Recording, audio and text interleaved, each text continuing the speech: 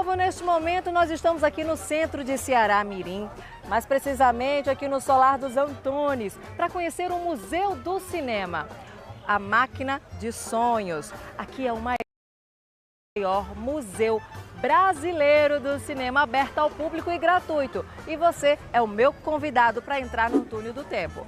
Vem comigo!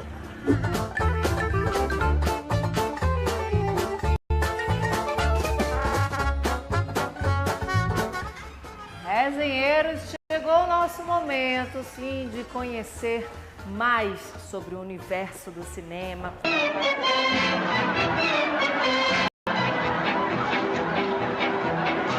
Quem está nos recebendo para explicar mais sobre a Máquina dos Sonhos, que é o nome desse lugar, é o seu Valdec Moura, que é o curador aqui, né? Sim. Seja bem-vindo ao Resenhas. Sejam bem-vindos vocês. É resenheiro que eu sei que assiste, né? Sim, sim, claro, sempre. Acompanha, sabe que a gente tá aí para descobrir lugares interessantes do estado, e esse é um. Sim. O maior acervo aberto ao público grátis do Brasil. São em torno de... Aqui a parte do projeto maior, mas aqui tem mais ou menos 30% do acervo total ligado ao cinema, né? Desde a pré-história do cinema até os últimos projetores a serem usados, né, no Brasil. Passando por objetos de cena de filmes famosos, peças de valor inestimável, mas que geralmente ia parar no ferro velho e tal. Com essa questão da digitalização, muita coisa era eliminado, né? E eu, achando isso um absurdo, fui resgatando, restaurando e preservando isso para mostrar ao público, né? As pessoas que não conhecem esse início, né, do cinema. Meu povo, isso tudo é tão importante que, para você ter uma ideia, você só está me vendo aí do outro lado por causa dessa história, desse início, dessa pesquisa, de todo esse processo aqui que nós vamos conhecer. Então, a partir de agora, eu te convido a fazer um tour. Bora fazer um tour, assim, uma espécie de mini aula. Sim. Sobre esse espaço, porque assim, se fosse para falar tudo, era mais de um dia. Sim. É muita coisa. Mas a gente consegue dar uma resumida, porque tem muita coisa interessante que essa geração não faz ideia. Exatamente. Podemos começar por aqui, porque eu achei muito interessante essa mesa, em que mostra já... Aqui tem a questão do som, né? Tem a questão da fotografia. Como é que a gente entende aqui esse acervo? Aqui eu faço uma mini palestra mostrando desde o início a fotografia, quando imagens era apenas estilo, imagem parada em vidro, né? E aí eu explico a persistência retiniana, que era os irmãos Lumière descobriram, e a partir dessa descoberta, né, aqui o pássaro e a gaiola, né, o pássaro passa... Peraí, eu vou fazer com calma para o pessoal captar. Vocês estão vendo aqui que é a ideia que faz a gente entender como é que funciona a questão da velocidade do cérebro de captar a imagem, né? Isso. Que ele não tem a velocidade real, ele tem um mini atraso. O que causa esse efeito? De um lado a gaiola e de outro o pássaro. Isso. E quando roda rápido... O pássaro passa para dentro da gaiola, né? Persistência retiniana. O nosso cérebro tem um delay de 2 milésimos de segundo que faz essa imagem, com duas imagens, apenas tem uma certa continuidade aqui, né? Vamos lá, o que mais temos? A partir dessa descoberta da persistência retiniana dos irmãos Lumière, eles passaram a colocar imagens em sequência, né? Mais imagens, ali era apenas duas, e aí a primeira mágica do cinema, que foi transformar fotos paradas em movimento, né? Usando esse potencial do cérebro de armazenamento e deletar e armazenar e deletar. Inclusive, tudo isso é tão impressionante hoje. Agora, imagine nos tempos dos irmãos Lumière, século XIX, em que quando eles passaram pela primeira vez a imagem em movimento, né, de acordo com a história, os telespectadores se assustaram. Toda nova tecnologia gera um certo medo, espanto, né? Principalmente nessa época, né? Lembrando que não existia imagem em movimento, né? Não existia internet, não existia cinema, não existia nada disso, né? E alguém ir para uma sala e aquela imagem em movimento, o trem vindo, intencionalmente ele colocou dessa forma, o trem vindo de encontro às pessoas, né? E várias pessoas dessa sala, dessa primeira exibição, num café em Paris, as pessoas correram da sala com medo do trem fazer. Interessante.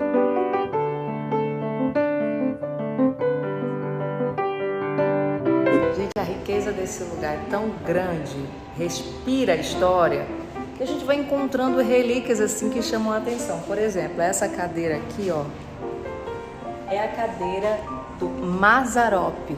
Eu só vou até pegar a plaquinha aqui para mostrar para vocês. Essa cadeira foi uma doação e é do ano de 1954, o diretor Mazzaropi. Ó.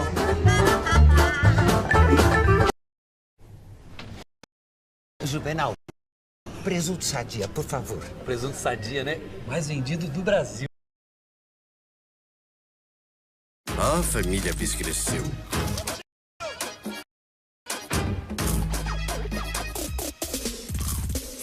Bis, controle, descontrole.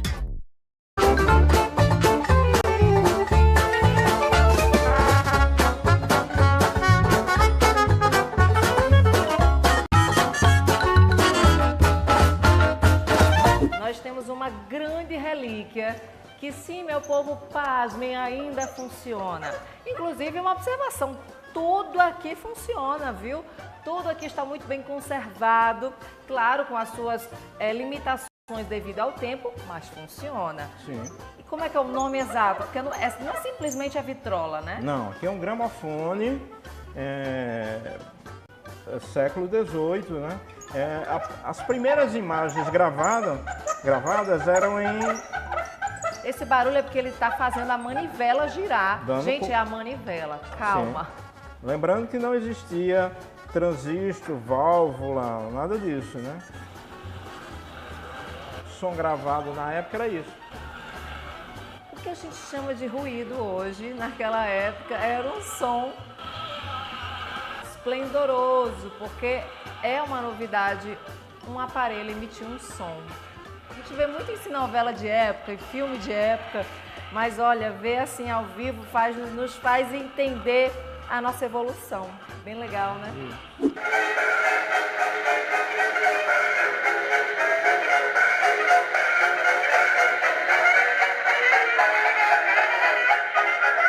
Agora sim, eu vou fazer um parêntese que não estava nem combinado aqui, porque a gente está indo na espontaneidade, mas por um acaso isso aqui é fotografia, né? Fotograma. Gente, eu tô virando peça de museu, ai que vergonha, porque eu peguei essa época. Eu peguei essa época em que tinha as fotinhos assim, em que você botava um negocinho pra... Monóculo.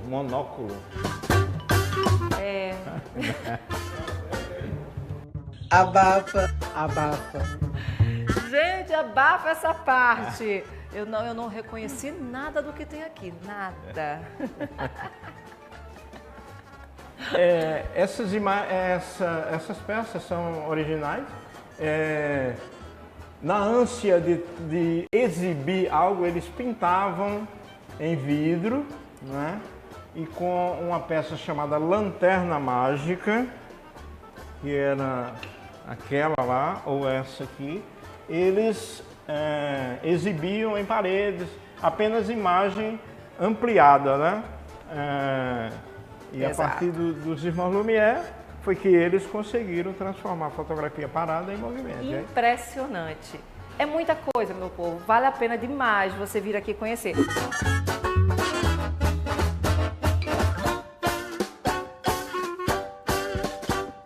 Gente, outra curiosidade. Você vai para os amantes de filme de terror. Olha quem está aqui do meu lado. O Jason. Agora essa camisa aqui, original. Pois é, foi usada no filme. Uma relíquia em tanto, né? Nessa mesma sala aqui tem um pôster do filme Nova Amsterdã, em que Waldeck fez parte da produção, né? Temos também as armaduras, fizeram parte.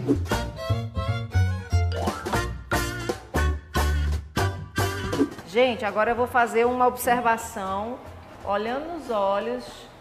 Aqui, deixa eu ver. Deu certo? Tá captando? Diego, meu amigo, editor do Resenhas do RN.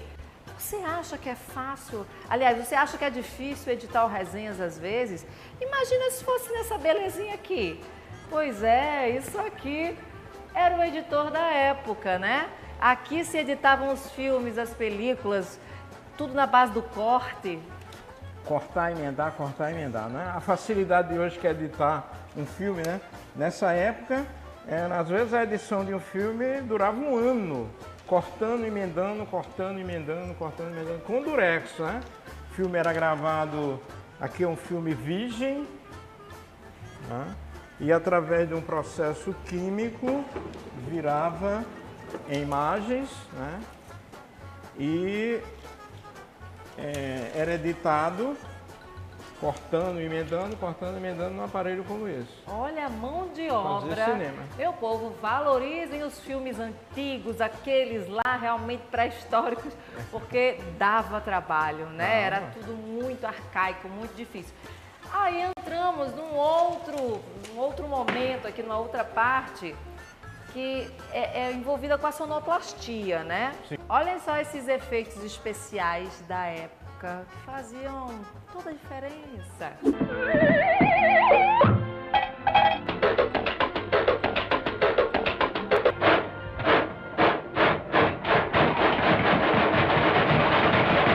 Como é que era?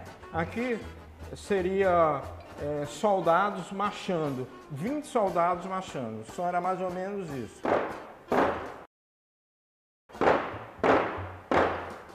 Esse aparelho simula tiros.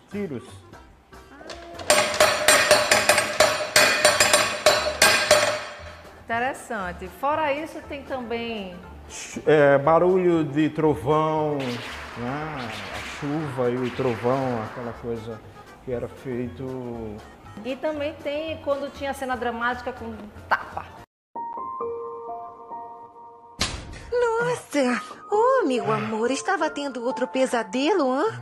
Tapa. Às vezes o diretor tinha que ensaiar várias vezes uma cena de uma discussão e tapa, então era interessante usar um simulador, né, para um aparelho que simulasse a tapa para o ator não estar apanhando 10, 15 vezes, né? Então, Coitado, não merece. Muito interessante.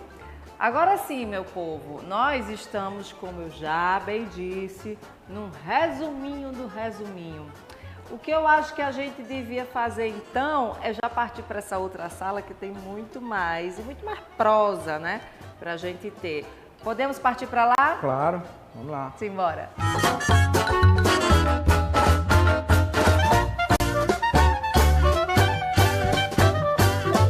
Meu povo, já perceberam que tem muita história para contar, muitas curiosidades para a gente aprender. A gente vai para um intervalo rapidinho e volta já com muito mais do Museu dos Cinemas.